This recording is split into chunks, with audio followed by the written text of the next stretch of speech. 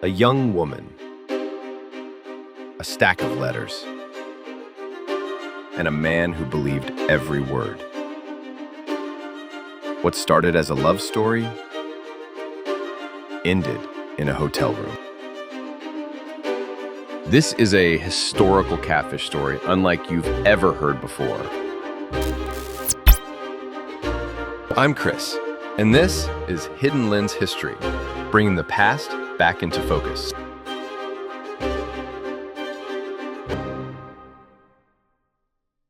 In 1926, Veda Bellafuel was just 19, a schoolgirl in Marshalltown, Iowa.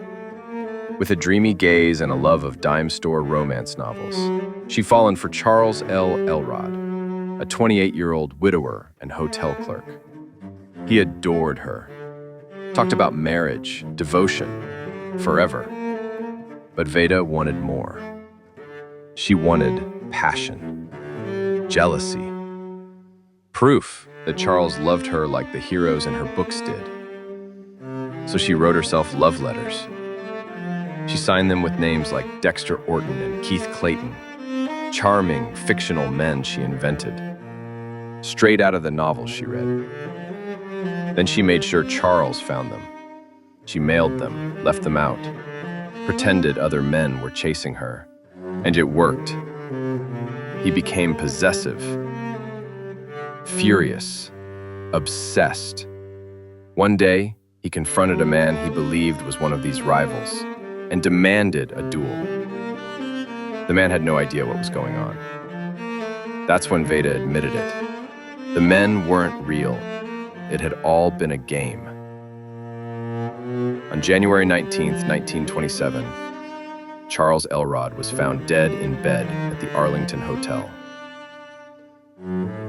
It was the same day he was to formalize the engagement with Veda's family.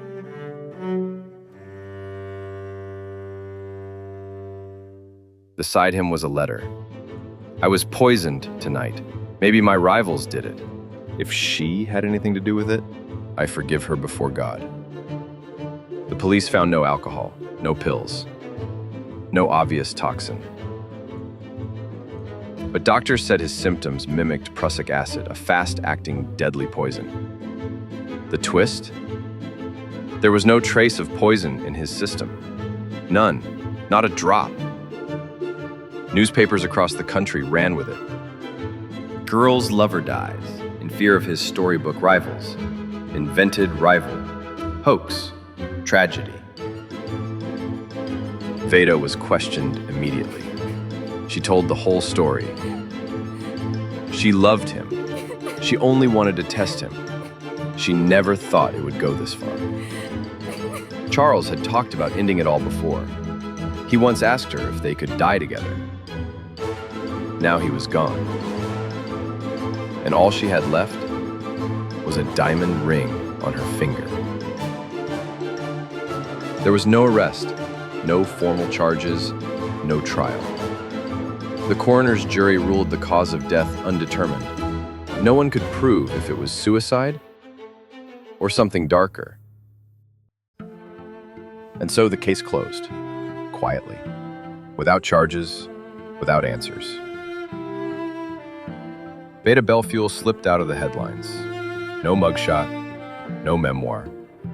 Just a young woman with a flair for fiction and a dead fiancé behind her. Long before anyone called it catfishing, Veda was living a story that she wrote. Was it manipulation? Was it murder? Or just a love story that got away from them both? Either way, only one of them made it out of the story alive.